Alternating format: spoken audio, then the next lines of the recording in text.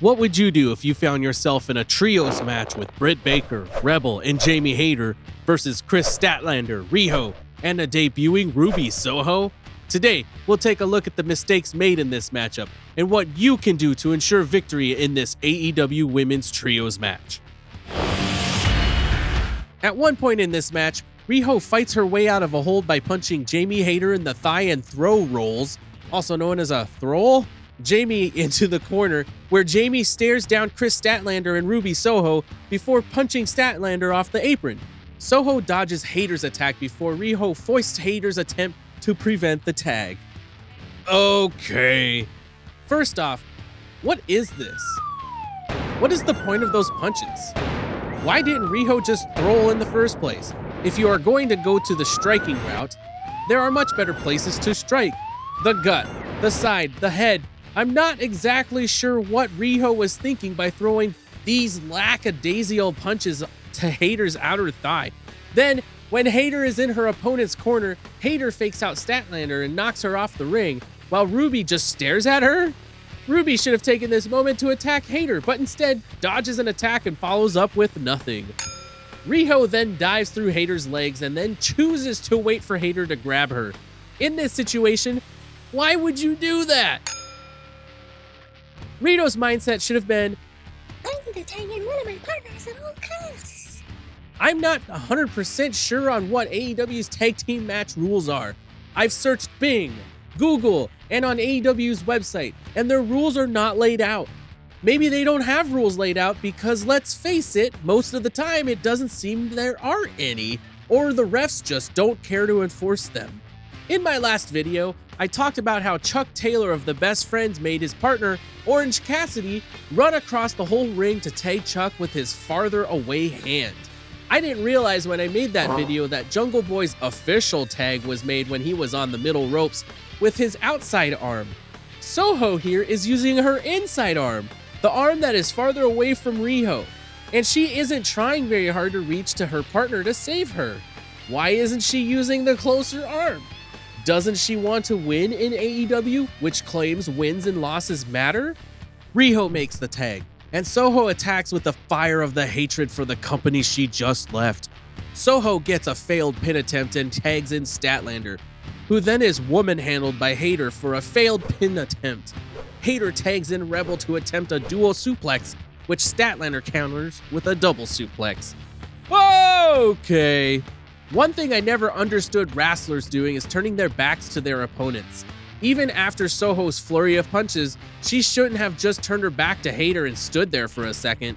If Hayter had any sense, she could have done so much more than grab Soho by her tights. Moments later, after a nice STO, Soho makes the rookie mistake of pinning her opponent next to the ropes. She does the smart thing and captures one arm from being able to grab the ropes though, but the other arm is free still. If it were me, I wouldn't even pin anyone near the ropes unless I was wrestling a rookie. For as all we know, a veteran sports entertainer usually has great ring awareness and can find useful ways to utilize the ropes to break a pinfall or submission. Side note, if anyone can point me to an AEW rulebook, I'd be happy to know about it. All I can find is that referee Aubrey Edwards has been given permission to write the rulebook, instead of, maybe someone like Arn Anderson. I remember when she counted a pinfall when she wasn't even watching the pin. After Soho tags Statlander in with her left arm, they attempt a double arm drag, which Hayter blocks. Hayter strikes Statlander, but it was a whole 3 seconds before she struck Soho. Soho literally just stood there for 3 seconds and let Hayter hit her. If you were in Soho's shoes, what would you have done with your 3 seconds? Let me know in the comments below. After Hayter tags in Rebel, they go for a double suplex, of which Statlander thwarts by kicking her leg. It's too bad every wrestler just doesn't kick their legs to block a suplex, but then Hayter and Rebel break the hold to do this.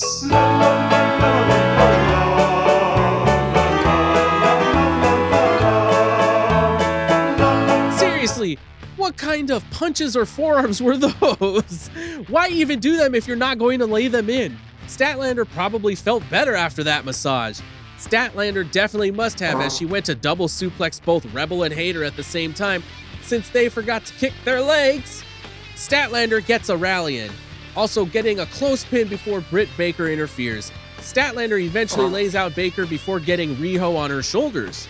Rebel then protects Baker as Riho does a double foot stomp onto Rebel, which allowed Soho to hit a Pele kick to Rebel for the victory.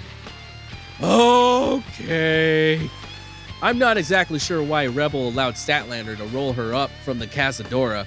Rebel could have just taken a seat and watched Statlander faceplant, then roll her over for a pin, but nope! Statlander reversing Baker's attempt at something was impressive, and I'm not exactly sure why she then felt the need to go put Riho on her shoulders. It took 16 seconds from slam to the point where Riho was in position before Rebel sacrificed herself. By the way, as Rebel was the legal wrestler, it wasn't very smart of her to take the hit for Baker. The actual smart thing would have been to spear, drop kick, or clothesline Statlander. Statlander wouldn't have been able to block any attack from Rebel in the position she was in. So if you ever find yourself in a match and your opponent can't defend him or herself, remember, the smart thing to do is to attack your opponent in the time she or he isn't able to defend him or herself. This also didn't do anything to protect Baker, as she just rolled out of the ring after the double stomp. So there you have it! Would you have won this trios match? Let me know in the comments below what else you would have done differently to ensure victory, and remember, until next time, lace up your boots one at a time and think about your next maneuver.